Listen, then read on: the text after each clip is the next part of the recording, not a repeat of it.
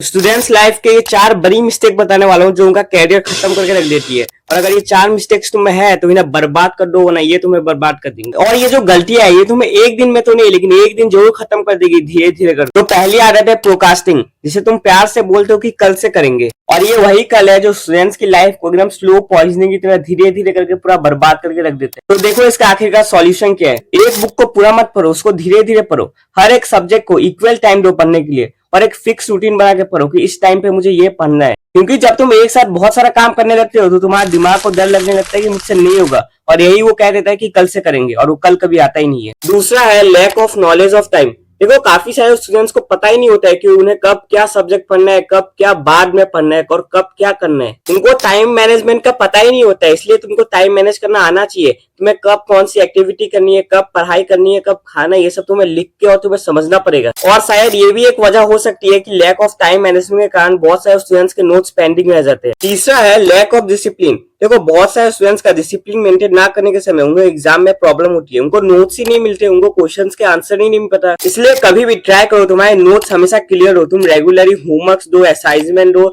सब कुछ तुम्हारा क्लियर होना चाहिए। और इसके लिए एक टिप है, देखो तुम जहाँ पे पढ़ रहे हो उसको ऑर्गेनाइज करके रखो, यानी तुम्हारे स्टडी टेबल को हमेशा ऑर्गेनाइज करके रखो। अपने इंपॉर्टेंट नोट्स हमेशा तुम्हारे आंखों के सामने होने चाहिए, क्योंकि अगर तुम एक क्लियर एनवायरनमेंट में स्टडी करते हो तो ये तुम्हारे डिसिप्लिन को लाने में हेल्प करता है। चौथा और सबसे बड़ा मिस्टेक है मल्टीटास्किंग। देखो बहुत सारे स्टूडेंट पढ़ने के समय एक मल्टीटास्क करने लगते हैं, जैसे किसी के साथ चैट करना, अब वो कोई भी हो सकता है, या सोशल मीडिया पे रील्स स्क्रॉल करना। लेकिन जो लोग ये कर रहे हैं उन्हें अंदाजा भी नहीं है कि इससे उनका फोकस नीचे गिरता है पढ़ाई से। और ऐसा तुम्हारे साथ ना हो, इसके लिए एक ऑर्गेनाइज प्लेस में पढ़ो, जहाँ पे तुम अपना मोबाइल साइलेंट में करके रख दो, या थोड़ी देर के स्विच ऑफ करके रख दो जब तक तुम स्टडी कर रहे हो। अगर काम है तो यूज करो, लेकिन सोशल मीडिया अवॉइड करना जितना हो सके। और रही बात, मैंने जो भी तुमको ज्ञान पेला वो मेरे खुद के दिमाग से नहीं पेला था, तुमको ये बताया गया है द परफेक्ट लिविंग बुक के DR कुमार दास के द्वारा। और ट्रस्ट मी, मैं कहना चाहूंगा इस बुक में पढ़ने के चीट कोड्स बताए गए हैं, टॉप मार दोगे अगर तुम इसे पढ़ोगे तो।